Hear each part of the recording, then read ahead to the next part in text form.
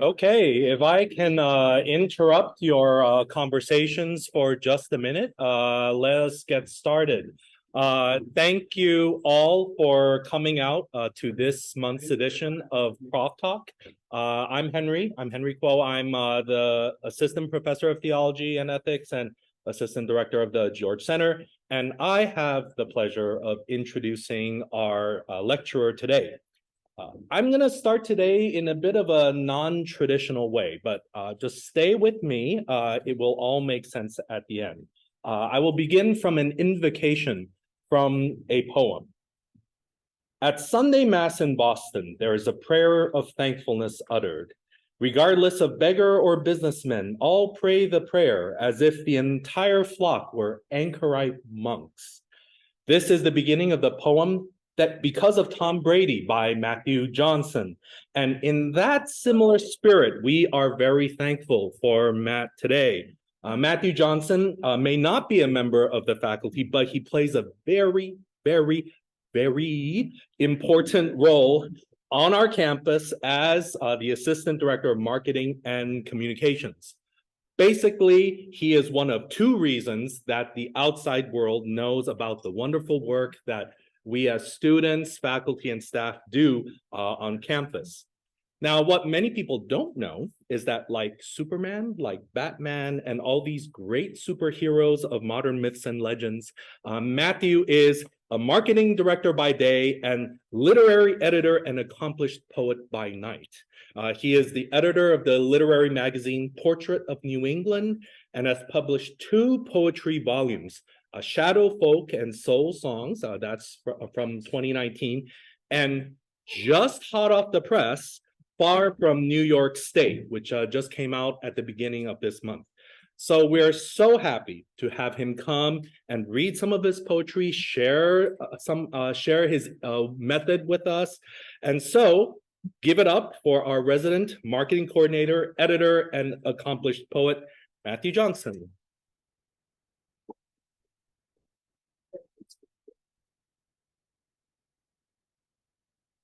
Thank you for that introduction, Henry. I really appreciate it. And thank you all for coming out. So today I'm going to be talking about both my recently published book, but also the publishing process, just because when I was first getting into publishing, I did not really have a clue about where to go, who should I contact, how to do things. So let's see. So, of course, the first thing you need to do with publishing is you got to write. I know it sounds easy. I mean, it's easy to say it now, but just the process of sitting down, forgetting about the TV, forgetting about the video games, forgetting about social media for a bit, and just sticking to it and writing, and also revision and editing. It's always important to get like a second pair of eyes on things, just because I know in my own experience that I think something sounds good and I'll pass along to a literary friend and say, this could be tweaked. And even the other day, a friend had asked me to look over something, and it helps just get another point of view on things. Since you're so in deep into the writing, you're kind of blinded by your own perspective. So when organizing a manuscript, which is a book which is just unpublished, it's what you would send to a publisher. It would be like the final draft you would send to a publisher. Structure, organization, and voice are key. With that friend I was telling you about, he was asking me to look over a poem about his relationship with God.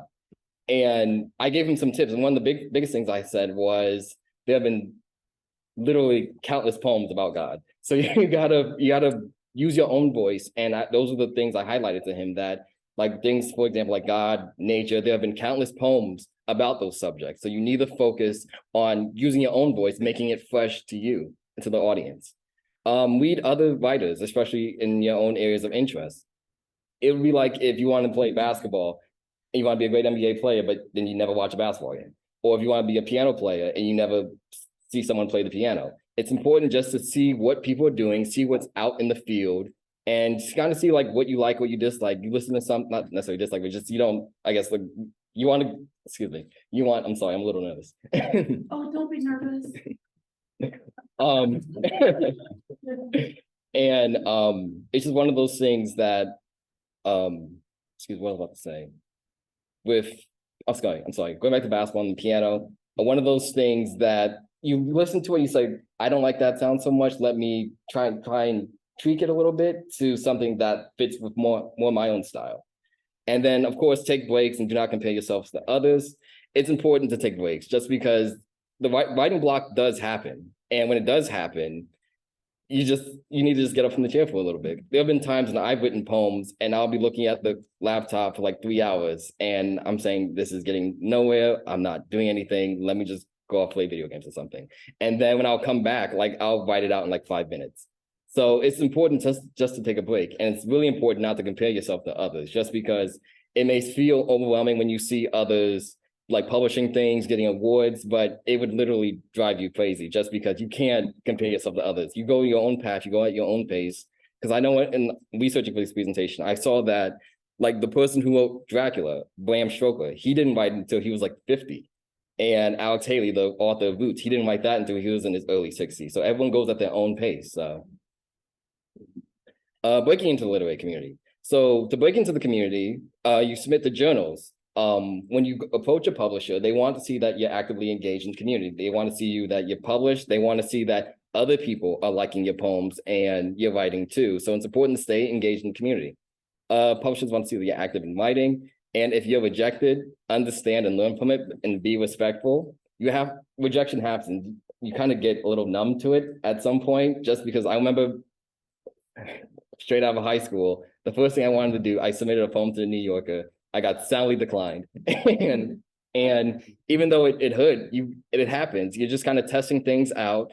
And there are so many literary journals out there. You'll find a niche where that poem would get published. And the important thing about being respectful, because I've seen so many instances where someone will go on social media and blast a literary magazine because how dare they not accept my work. But the thing with that is, I mean, it's just a general thing, even work, writing, whatever, just be respectful.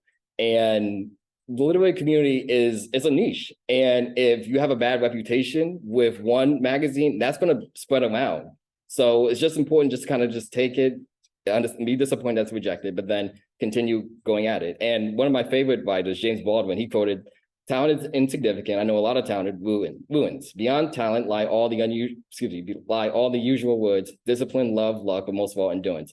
And endurance is definitely the key word that sticks out to me since I've been writing since high school, and that's over 10 years. And I've had a lot more rejections than I have acceptances, but it just makes the acceptance feel that much sweeter. So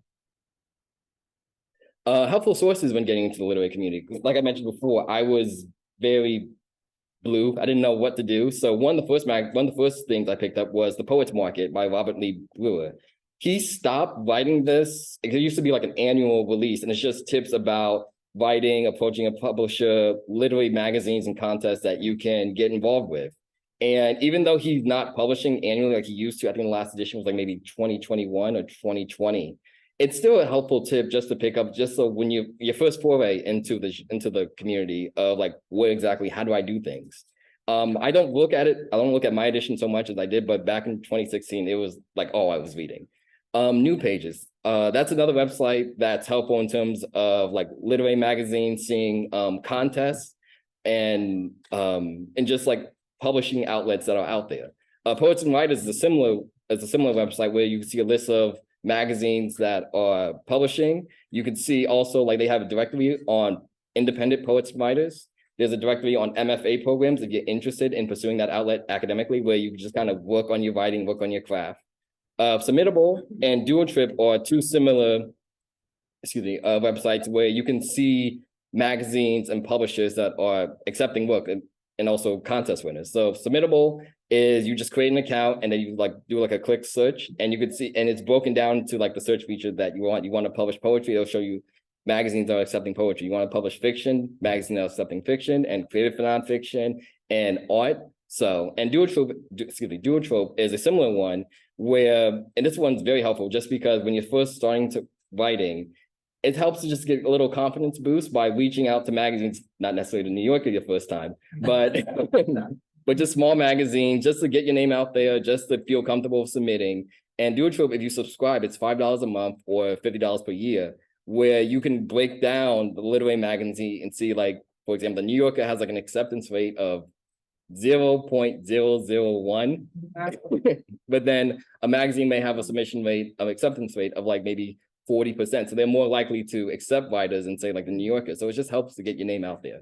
Goodreads and LitHub are two similar ones that focus on books. Like Goodreads, I love Goodreads. You can just kind of see books that are out there. You can search up. It's like I feel like the Wikipedia books a little bit. But and then LitHub is, and I like going to LitHub often just because they're their website that publishes different essays about just like the field of writing. I know I was reading one yesterday that was just an angle I didn't think about was just how, like, for example, like Henry David Thoreau's like Walden, where he goes out into the woods, about how that's kind of the writer was arguing how that's kind of like a myth for someone who's a woman, someone who's a minority, someone who's part of like LGBTQ community. So just looking at different writing angles like that.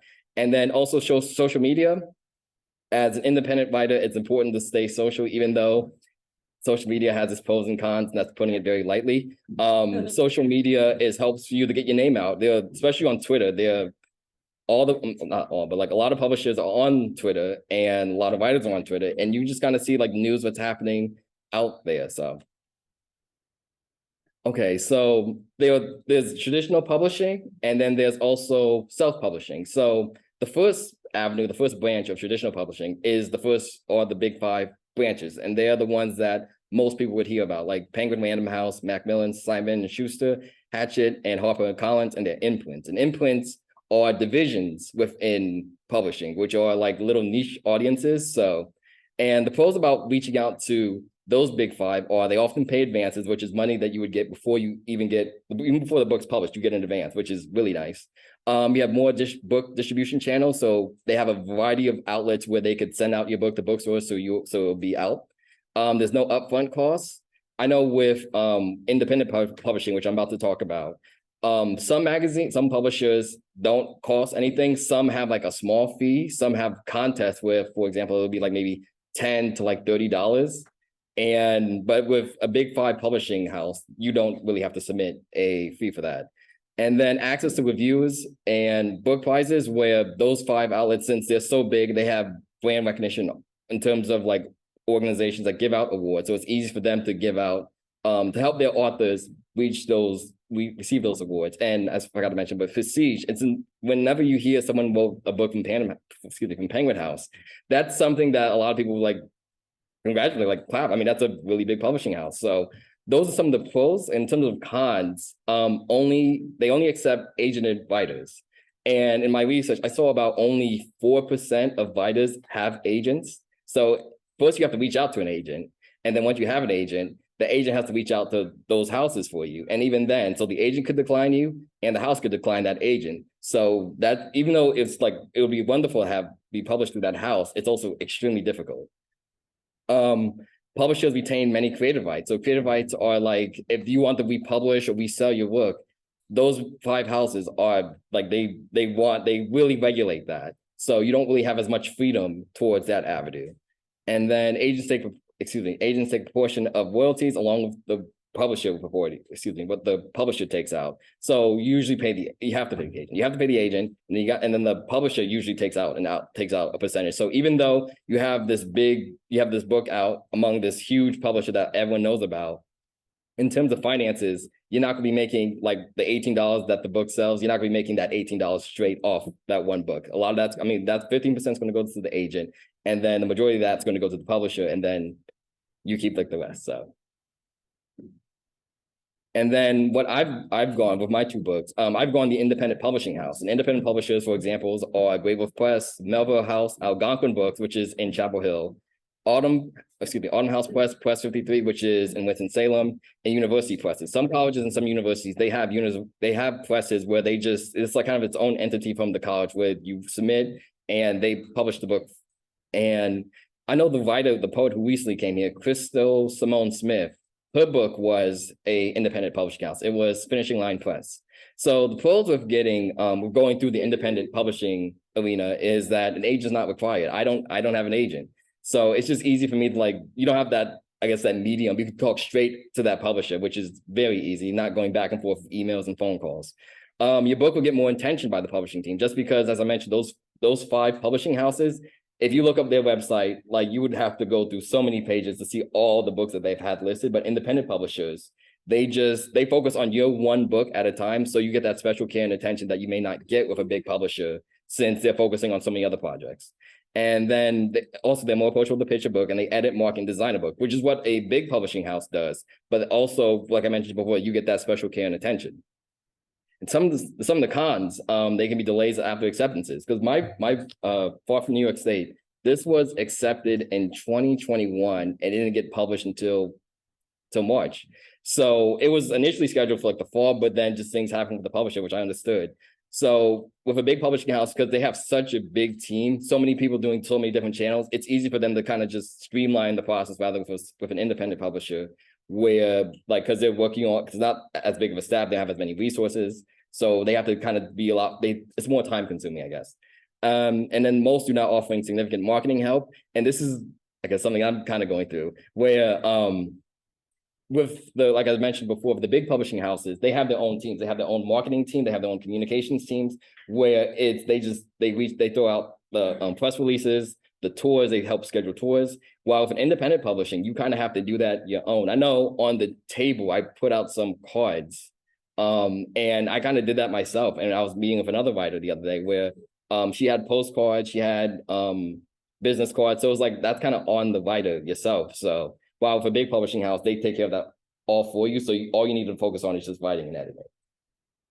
And then the self-publishing path, there's several outlets. Most famous is probably Amazon KDP. There's Apple Books, Barnes and Noble's Press, Ingram Spark, and among others. So with a self-publishing path, you handle everything. You make the decision. You decide how the cover looks like. You decide how the structure looks like. So and then you also keep a larger percentage of the profit because you're not going through a publisher. You're not going through an agent. So you're doing all this work, so you get all the money. And then your book's publication date is very soon. So you could, if I started the process today, I could maybe have a book published by the end of the week. And it's nice that you have that time, like you don't have to wait a year and a half, 2 years, which is what the usual process is for independent publishers.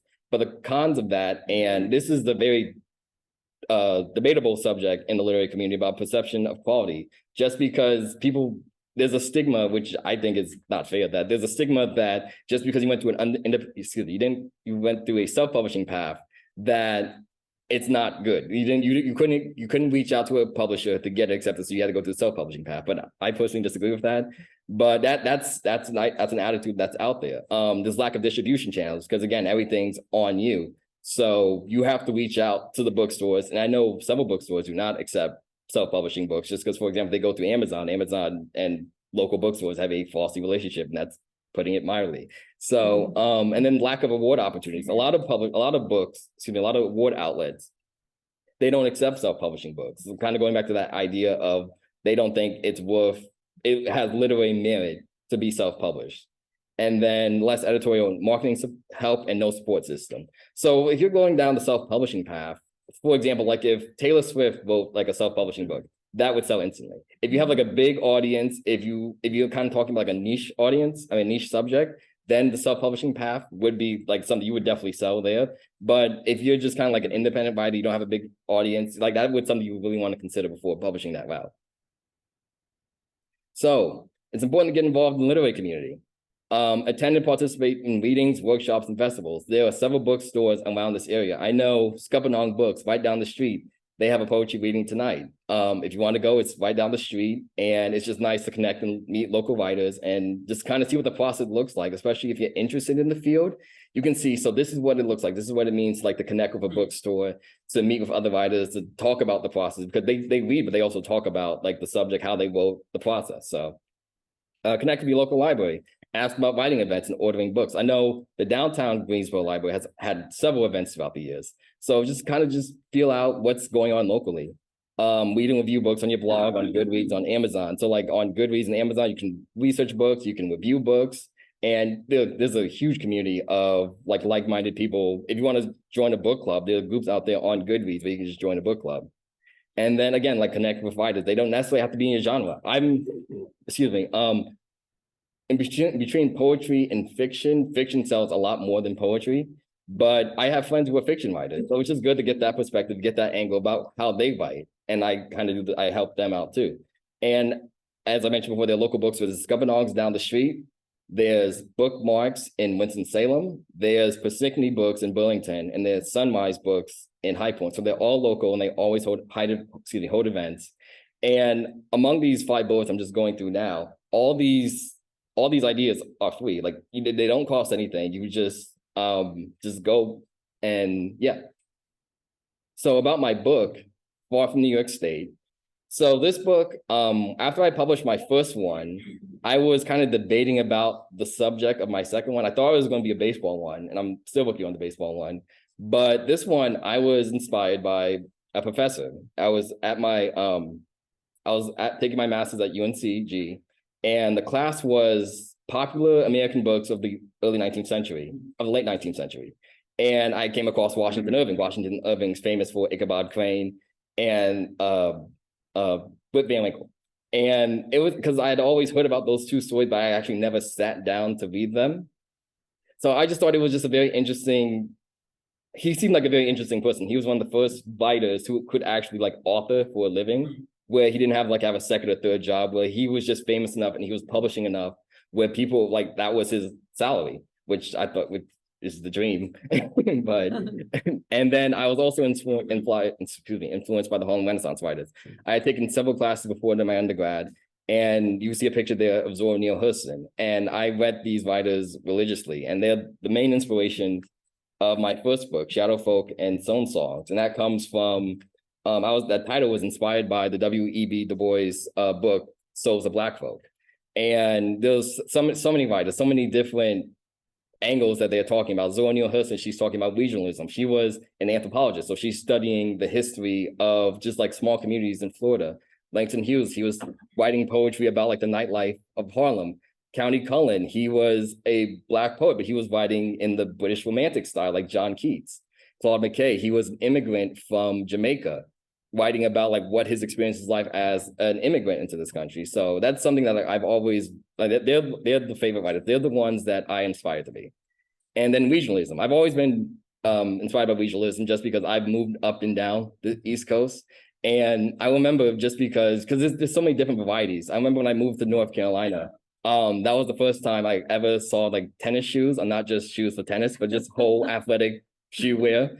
And it was also the first time I had ever heard the phrase, the war of northern aggression. So it's just I've always been inspired by how different people live, and even small things. For example, I like barbecue, but everyone's obsessed with barbecue. And I like it, but I like pizza and Chinese food.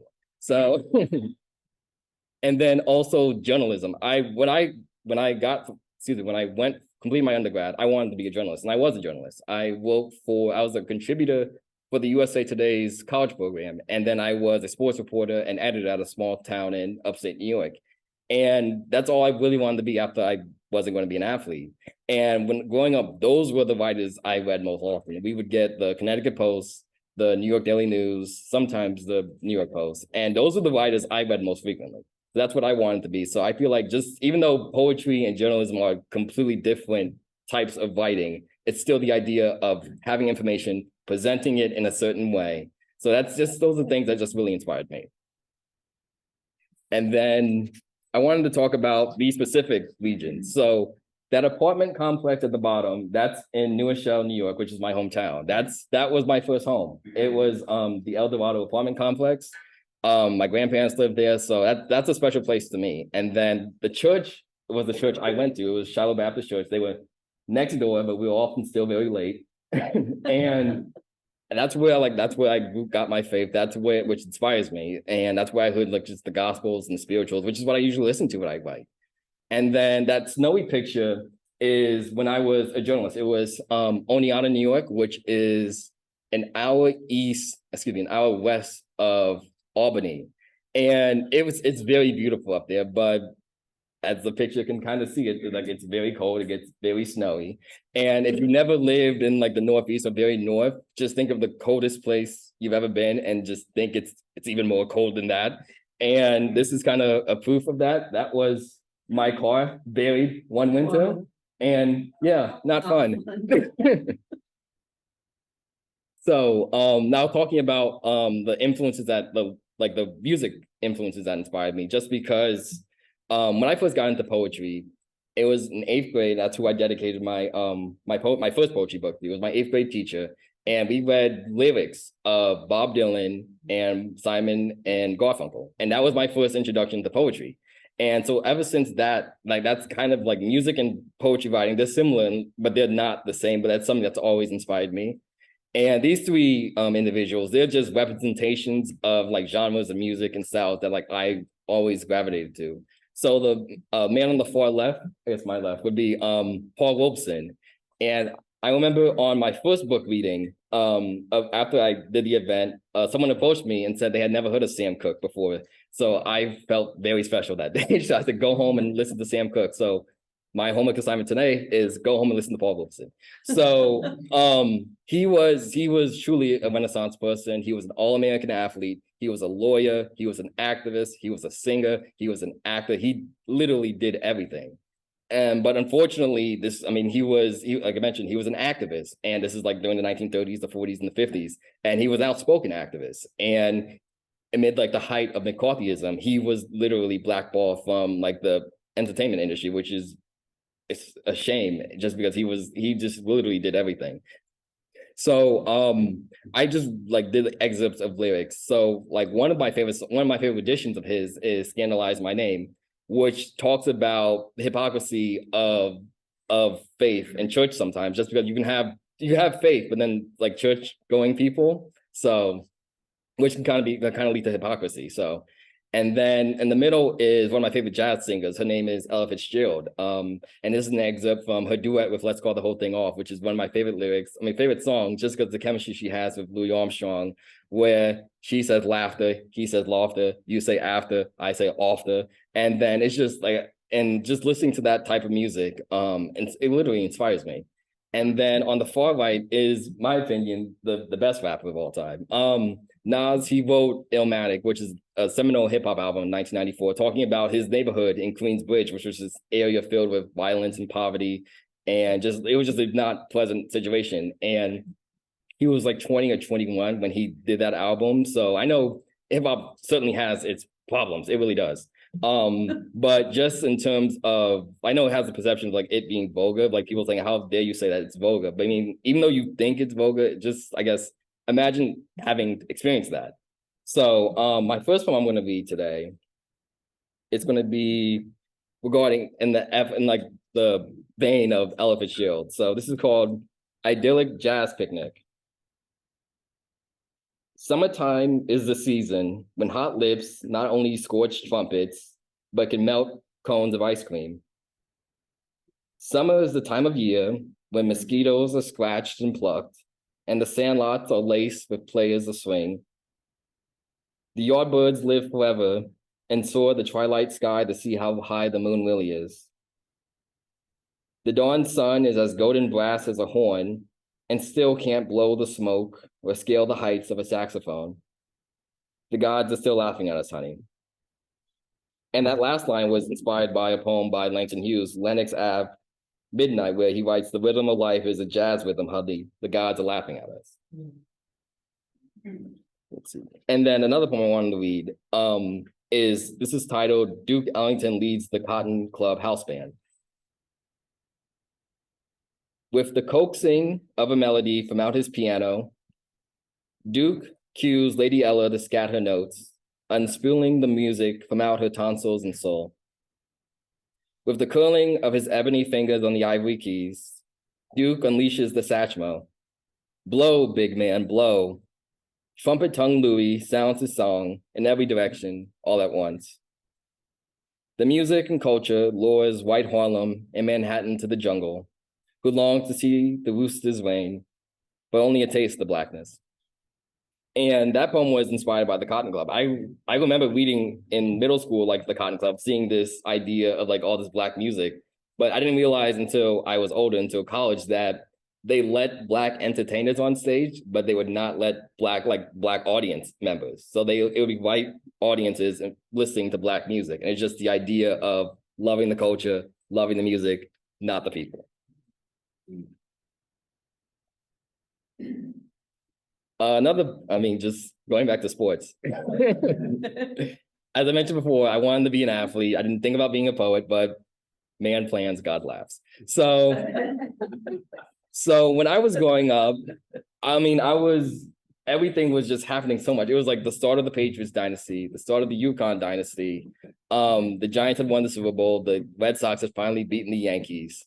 And it was just a very entertaining time, except for the Knicks. The Knicks were dreadful. But this is what I wanted to be, even though some people have critical of sports, saying like, it's just a game, it's not anything. Like, for me, it really has meant something. Even with these covers here of like Hell Freezes Over, Joy of Six, which I thought was a clever headline of when Syracuse and UConn played a 6 overtime games, Joy of Six.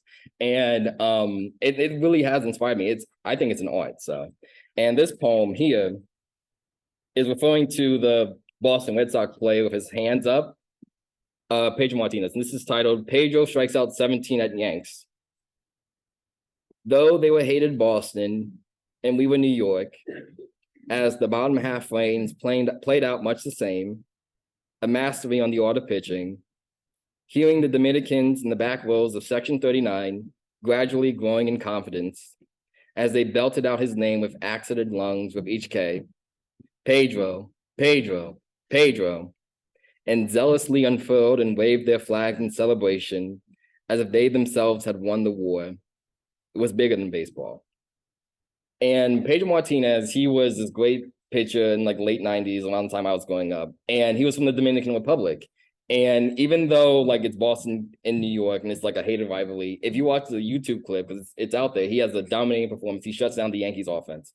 And the camera keeps showing this this particular area of the audience where Dominicans came out and just waving their flags for Pedro, even though they're amid all this anti-Pedro, anti-Boston. Hey, it shows that it really is bigger than baseball. It's bigger than sports. Mm-hmm. And as I mentioned before, I've read so much sports journalism in my life, but I still think my favorite piece of just someone writing about sports, it's Maya Angelou when and this is an excerpt of Champion of the World.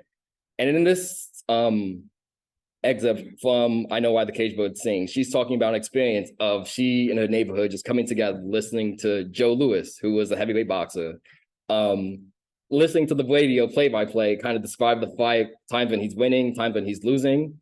And I just love this passage. My race groaned. It was our people failing. It was hounds on the trail of a man running through slimy swamps. It was a white woman slapping her maid for being forgetful. If Joe lost, we were back in slavery and beyond help. It would all be true, the accusations that we were lower types of human beings. And worst of all, that God himself hated us and ordained us to be hewers of wood and drawers of water forever and ever, world without end.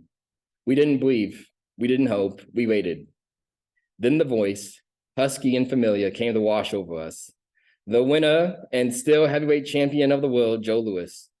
Champion of the world, a black boy, some black mother's son. He was the strongest man in the world.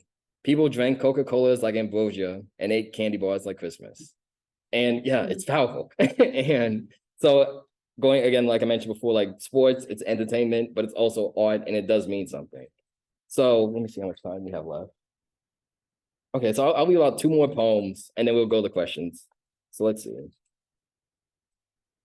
One poem I wanted to read, I realized I didn't mention this earlier, the cover. The cover was inspired by an article I read years ago.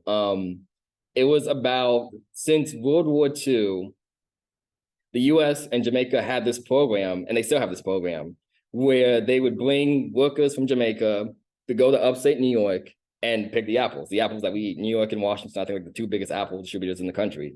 And it was just an interesting article, just listening to these people come in, talking about the experience of going from the climate is it's completely 180. And then just the experience of them and them talking about how wanting to bring in more people to help out. And I just thought it was an interesting idea. And I really fit with the idea of home that I was going for, just what means home, what location and regionalism, what that means. So at the end of the day, the Jamaicans returned from the pasture, hauling buckets and drums of apples as darkness borders the edge of the sun. These Isle-bred farmhand sugarcane cutters are a long way from the tropics, being so far north and being so close to the St. Lawrence. The walk is far from the orchard to the trucks, as the closer they approach the vehicles, the more the fields and trees dissolve out of detail from the distance. For the workday, they pick and snap apples of branches and divide the smooth fruits against the ones with bruises. They go back to their temporary lodging after such peculiar labor and dine on jerk chicken, for it's Jerk Chicken Wednesdays. And so the harvest ritual until winter, when they return to Jamaica. And then the last poem I'm going to read is regarding my time when I was in Oneonta. Oneonta, it's a very small town. It literally is a college town. The population goes from like 10,000 to like 18,000 between the semesters. There are 2 colleges in town. And when I was working at the newspaper, I would work from 4 o'clock to about midnight. And at midnight, especially on the weekends, that's when the avenue would literally like swell with people.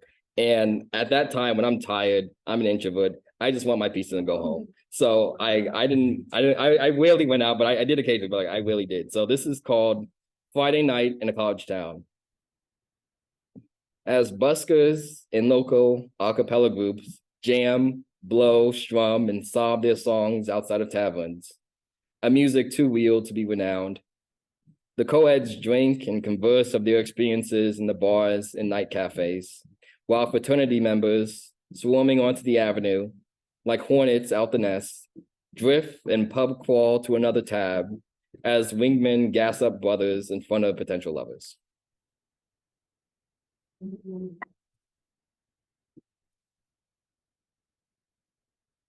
Well, thank you very much. So I have I'm hosting a book reading this Sunday at Persnickney Books in Burlington. So if you're interested, I'll be there. If you're not, it's definitely okay. There's Coming On Books up the street tonight. And Coming On Books is just it's a collective book reading. Poetry reading. So I'm on Twitter, I'm on Instagram. I have my own website, and my books are available on Amazon, Barnes and Nobles, as well as the website of my publishers, which are Kelsey Books and New York Quarterly Press. So if anyone has any questions, I'll be happy to. Yes, Tom. Are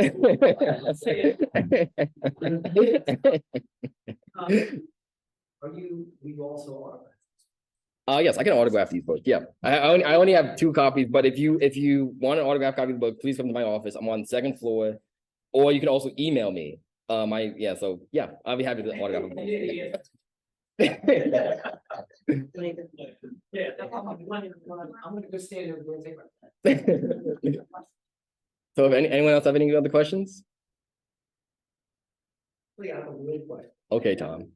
Seriously, Yeah. you hear about art musicians, for instance, who there's that one song that they never get tired of playing. Mhm. One song that's still kind of, when they sing it, they perform it, they still really feel it. Yeah. It's the poem. Out of your books, out of all the poems you've written. I mean, I didn't even ask you that for a long time. no, you're fine. In terms of like reading, it's not even necessarily a book. 'Cause I was actually telling a friend about this. He was a Harlem Renaissance writer, and it's interesting to think about because he was someone who was light enough to pass, but he would mostly pass. But the book is called Cane, Cane, and it's just a very interesting subject, like the different styles he's using. He's using short story, he's using poetry. And it's just mostly about like during the Great Migration of like the differences of moving south and north and like the different lifestyles at that time. So that's definitely the book, one of my favorite books. And I was telling a friend, the poet I wanted to be is Langston Hughes. The poetry book I want to write is Cane. So, and in terms of like a poem,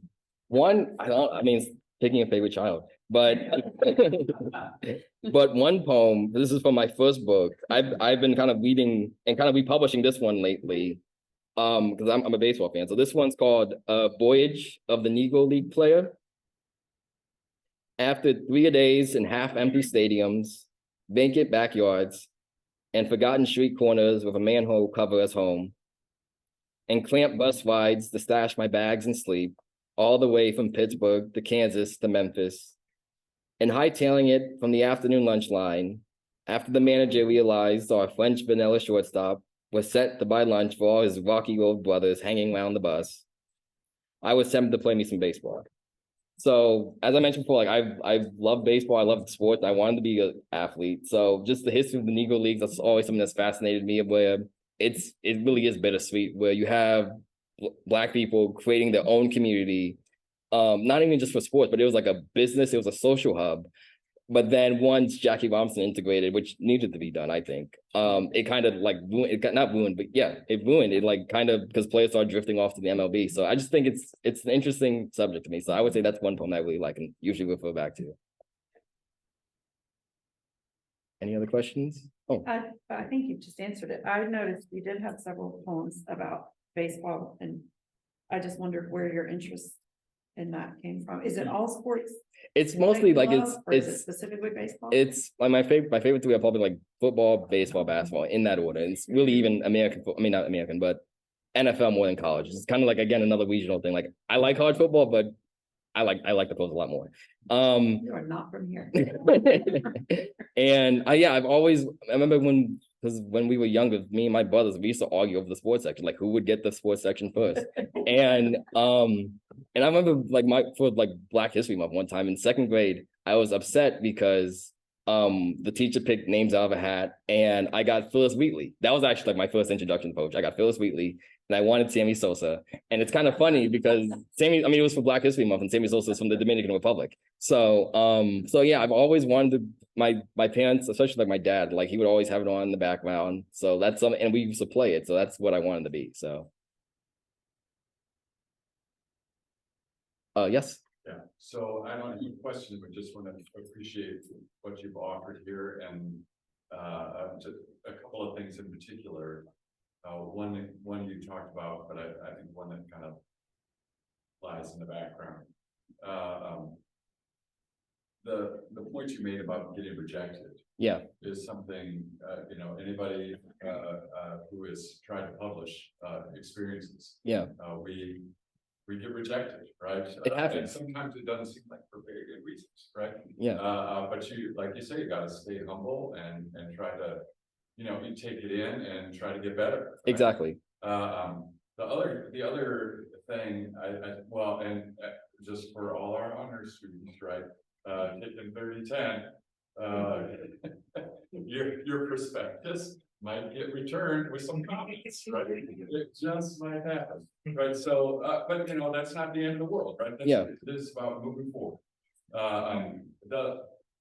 The other thing, I think, practically speaking, it probably isn't the smartest thing to send in your work to the New York right at the beginning, right? But the ambition there is important. If you're going to do this and deal with all that rejection, you have to decide you've got something to say. Yeah, exactly. So yeah, like you mentioned, it happens, but you got to stick with it, and you don't have to go big and go home like I did that first time. But like you gotta set your goals high. Just be manageable, be reasonable, like where you are in the process, and I think that would be like my best advice.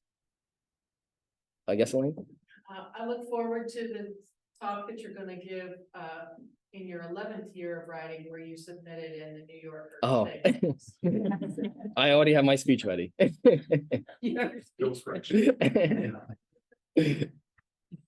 Oh, thank you. It's 1 o'clock now, so thank you all. And unless anyone has any more questions. Thank you so much. We are going to post the pictures on the honors Facebook site, and in the comments we will provide the Amazon links to the 2 poetry volumes that you have written. So if you have Facebook still, look out for that. And Instagram. Or Instagram. I don't have access to that one. So yeah, so we will do all the social media stuff so that you can stay on top of it. The only other announcement I have that's honors related is in April we have our senior thesis presentations, and for scheduling reasons we're splitting them into 2 days. So on April the 6th, that's Thursday at 3 p.m., we have 2 Nicholases presenting on psychology, on hearing aids, and theology and black metal music. So that's on April the 6th. And then on April 19, is it? Yeah. 19, we have our two history seniors, Catherine and Rachel, presenting on their projects on first year experiences and Falcon, is it? The plane Phantom, that's what it is, Phantom aircraft. So if nothing else, thank you again for coming. Thank you, Matt, for sharing with us your wisdom. Have a great rest of the day. Thank you.